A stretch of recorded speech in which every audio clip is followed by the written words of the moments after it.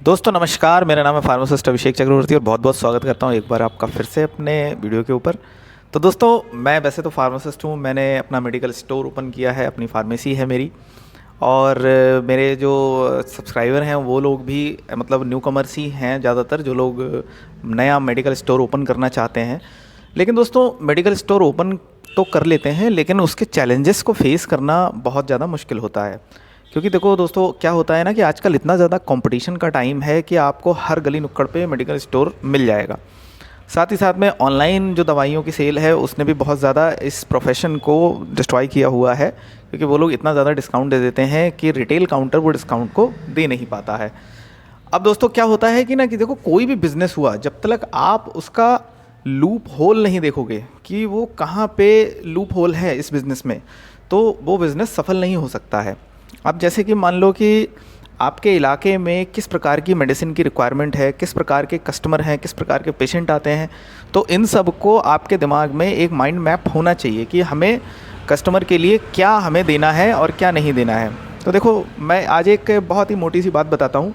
कुछ मेडिसिन ऐसी होती हैं जो प्रिस्क्रिप्शन ड्रग होती हैं, तो उन प्रिस्क्रिप्शन ड्रग का क्या होता है ना कि प्रिस्क्रिप्शन ड्रग जो होती हैं वो विदाउट प्रिस्क्रिप्शन के आप मरीज को दोगे तो वो नुकसान कर सकती है, और साथ में आपके ऊपर भी एक लीगल केस बन सकता है, आपका लाइसेंस सस्पेंड हो सकता है, बहुत सारी चीज़ें ऐसी हो सकती हैं।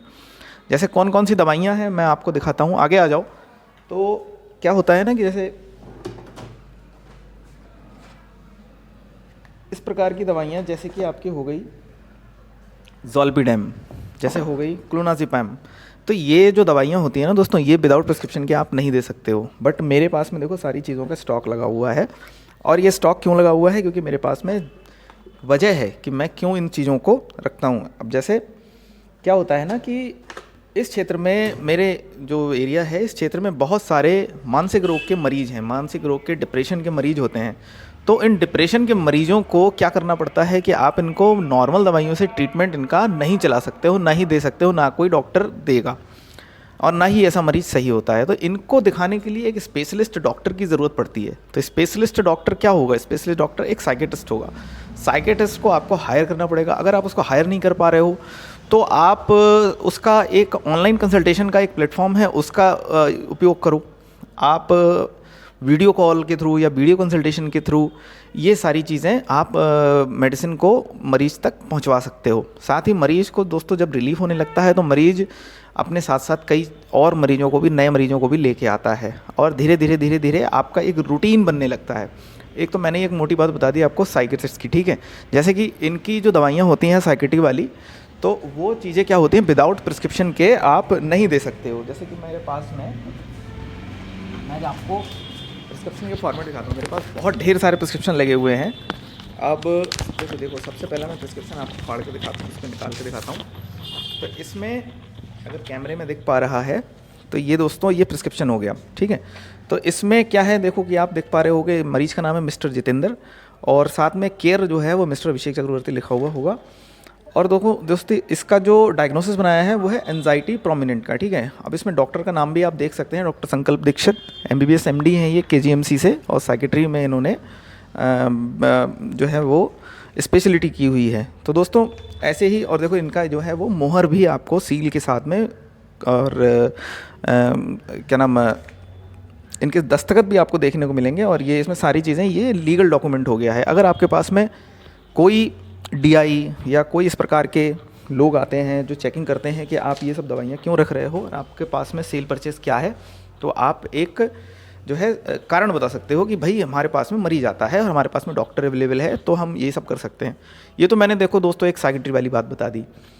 इसके साथ ही आप चाहें तो आप स्किन का भी जो काम है वो भी आप देख सकते हो। स्किन के जो जितने भी पेशेंट होते हैं उनको उनको उनका फ़ोटो लेके आप किसी भी जो स्पेशलिस्ट डॉक्टर है तो वो स्पेशलिस्ट डॉक्टर को आप जो है वो दिखा सकते हो, ठीक है।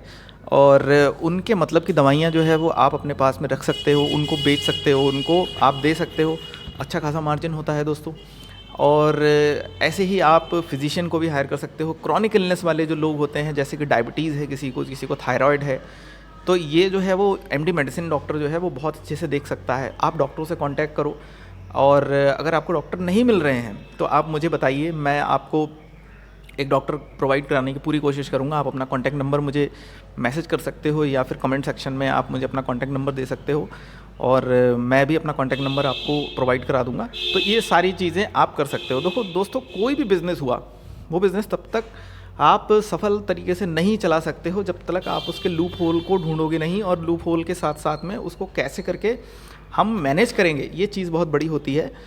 तो दोस्तों ऐसे ही होता है। देखो कोई भी चीज़ है उसमें कंपटीशन तो लगा रहता है। इंसान पैदा भी होता है तो वो एक कंपटीशन की वजह से ही पैदा होता है, जैसा कि आप जानते ही होंगे। तो यही चीज़ें हैं।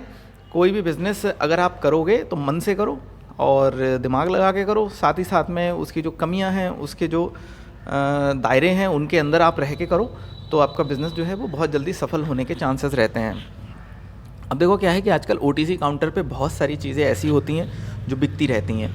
न्यूट्रिशन के सप्लीमेंट हो गए या फिर मल्टीविटामिन्स हो गए या फिर कॉस्मेटिक हो गए या बेबी प्रोडक्ट्स हो गए। तो ये सारी चीज़ें आप रख सकते हो, इसमें भी अच्छा खासा मार्जिन होता है। और अगर कोई स्पेशल कंसल्टेशन चाहिए होती है तो वो कंसल्टेशन के लिए आप कंसल्टेंट को हायर करो, अपने पास से खर्चा करो और पेशेंट से भी चार्ज करो। ठीक है, अगर मान लो कि डॉक्टर की फ़ीस आपको देनी है तो डॉक्टर की फ़ीस आप अपने पास से दे दो, पेशेंट को साथ में वो इंक्लूड करके उसको बता दो कि भाई डॉक्टर साहब की इतनी फ़ीस है और दवाइयों का खर्चा इतना हो रहा है। ठीक है, इससे ये होता है कि आपको बैठे बिठाए ही एक अच्छा जो है वो मतलब एक तरह से बिज़नेस आपका बन सकता है। क्योंकि क्या होता है कि दूर दराज के इलाके में देखो आदमी नहीं जाना चाहता है, कहीं पे भी अगर है वो दूर दराज के ग्रामीण क्षेत्र में है तो पेशेंट जो है वो शहर में जाना नहीं चाहता है, क्योंकि शहर में जाएगा तो उसको बहुत सारा खर्चा देना पड़ता है, उसका टाइम कंज्यूम होता है, उसको अपना समय बर्बाद करके डॉक्टर के पास जाना पड़ेगा, लाइन लगानी पड़ती है। लेकिन अगर आप ऑनलाइन का प्लेटफॉर्म का सहारा लेंगे तो आप अपने छोटे से ही फार्मेसी के अंदर एक लैपटॉप, एक वीडियो कैम और इंटरनेट कनेक्शन के साथ में मरीज़ को बहुत अच्छी फैसिलिटी आप उसको दे सकते हो, और मरीज़ को जब फ़ायदा होता है तो मरीज़ रेगुलरली दवा खाता है। तो दोस्तों देखो ऐसा ही होता है, और फार्मेसी की फील्ड में अब करने को बहुत कुछ है। मैं धीरे धीरे डिटेल में आपको बहुत सारी चीज़ें ऐसी बताऊंगा जिससे कि आप रेवेन्यू जनरेट कर सकते हो। तो दोस्तों कैसी लगी ये जानकारी मुझे संदर्भ में ज़रूर बताएं, और मेरा वीडियो देखने के लिए, सब्सक्राइब करने के लिए बहुत बहुत धन्यवाद। Thank you.